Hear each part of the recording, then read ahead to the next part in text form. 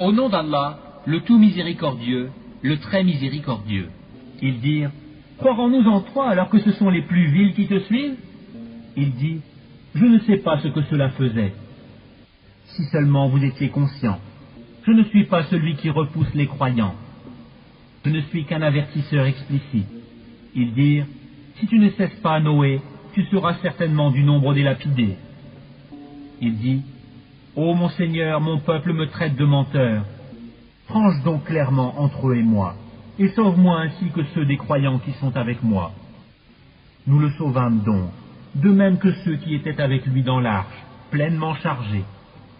Et ensuite nous noyâmes le reste, les infidèles. Voilà bien là un signe, cependant la plupart d'entre eux ne croient pas. Et ton Seigneur, c'est lui vraiment le puissant, le très miséricordieux. Les Had traitèrent de menteurs les envoyés. Et quand Houd, leur frère, Contribule, leur dit, ne craignez-vous pas Allah? Je suis pour vous un messager digne de confiance. Craignez Allah donc, et obéissez-moi, et je ne vous demande pas de salaire pour cela. Mon salaire n'incombe qu'au Seigneur de l'univers. Bâtissez-vous par frivolité sur chaque colline un monument? Et édifiez-vous des châteaux, comme si vous deviez demeurer éternellement? Et quand vous sévissez contre quelqu'un, vous le faites impitoyablement. Craignez Allah donc, et obéissez-moi.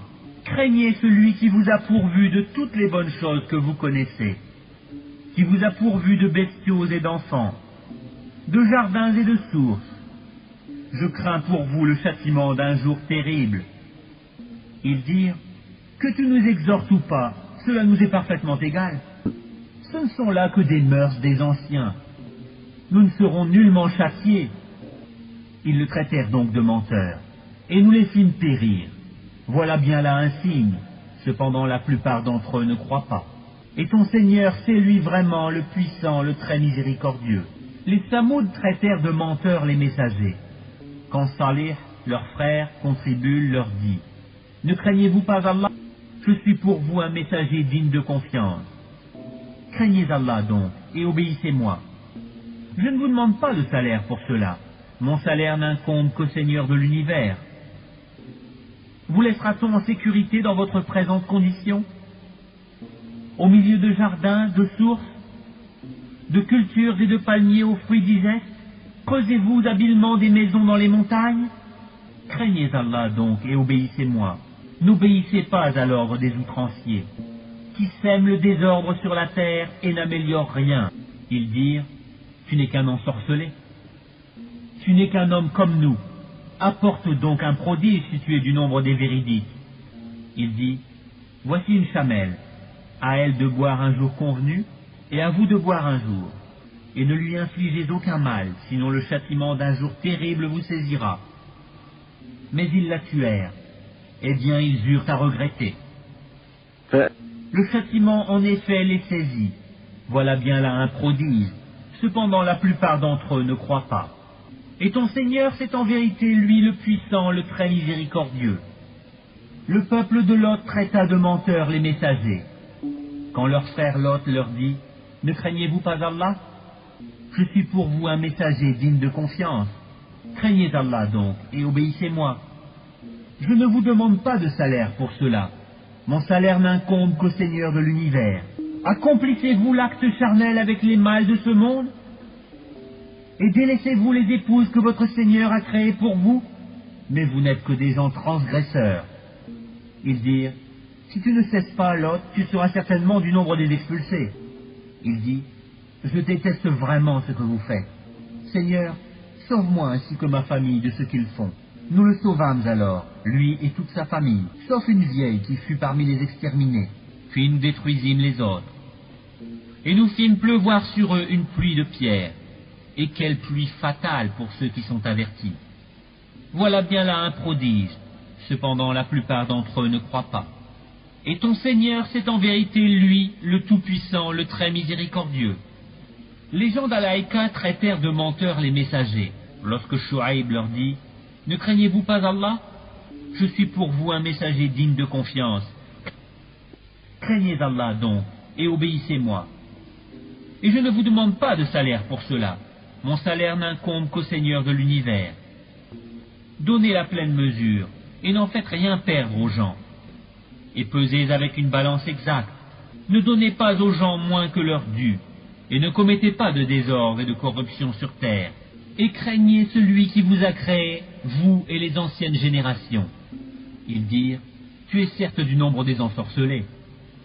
Tu n'es qu'un homme comme nous, et vraiment nous pensons que tu es du nombre des menteurs. Fais donc tomber sur nous des morceaux du ciel si tu es du nombre des véridiques. Il dit, mon Seigneur sait mieux ce que vous faites. Mais ils le traitèrent de menteur. Alors le châtiment du jour de l'ombre les saisit. Ce fut le châtiment d'un jour terrible. Voilà bien là un prodige. Cependant la plupart d'entre eux ne croient pas. Et ton Seigneur, c'est en vérité lui, le Tout-Puissant, le très miséricordieux. Ce Coran-ci, c'est le Seigneur de l'univers qui l'a fait descendre. Et l'Esprit fidèle est descendu avec cela, sur ton cœur, pour que tu sois du nombre des avertisseurs, en une langue arabe très claire.